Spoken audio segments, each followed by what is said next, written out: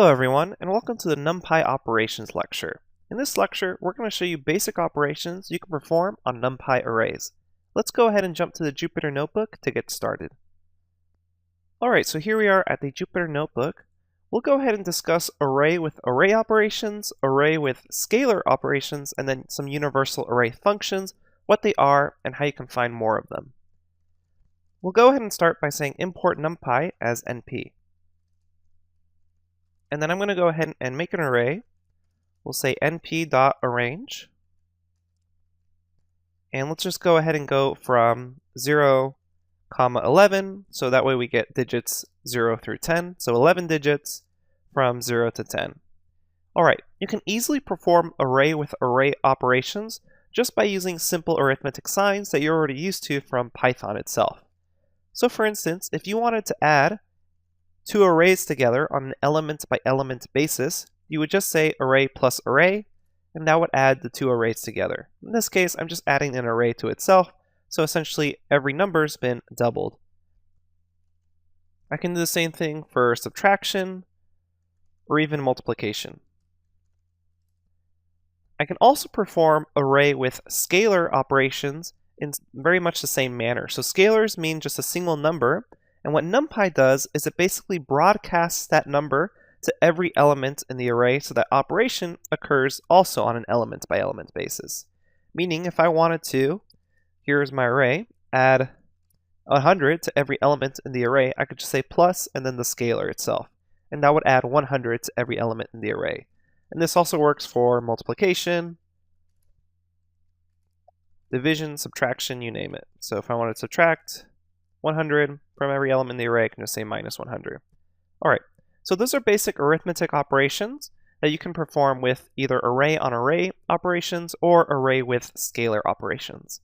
Something I want to show you is that a lot of times NumPy will just issue a warning instead of outputting an error on certain mathematical operations.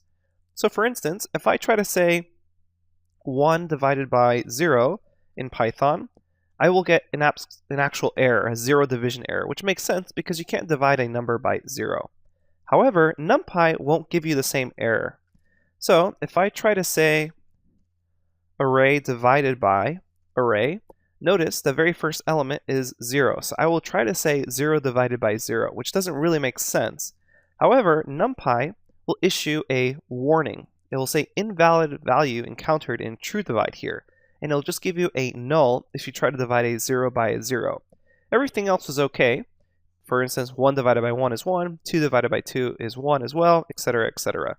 However, on the very first one, 0 divided by 0, it executed and gave you a nan, or null object, back. It didn't actually provide an error for you, meaning you still get an output. And that's important to note the distinction there.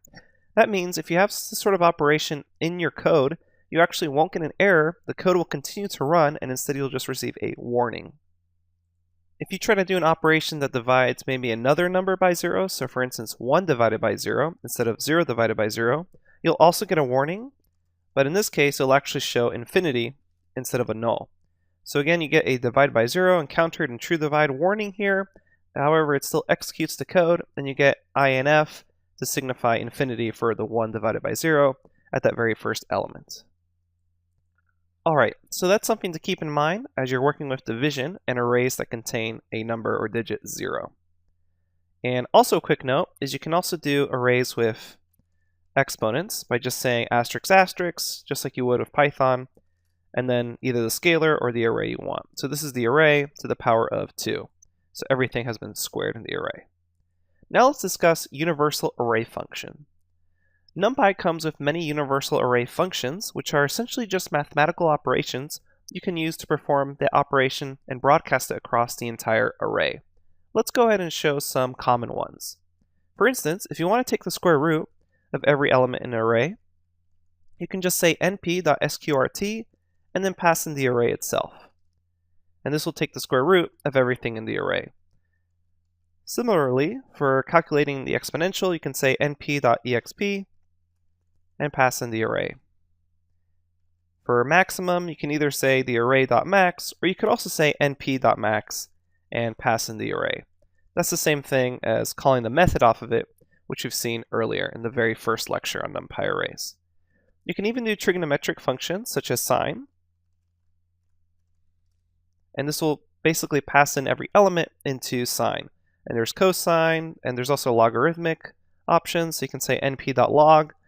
And if something doesn't work, for instance, the log of 0 is technically negative infinity, you'll actually receive a runtime warning divided by 0, but it will give you negative infinity as the answer. If you're wondering where you can find a list of all these universal array functions to reference, you can go ahead and check out the notebook, and it has a link in there for the universal array functions, and it will take you to a link that looks like this.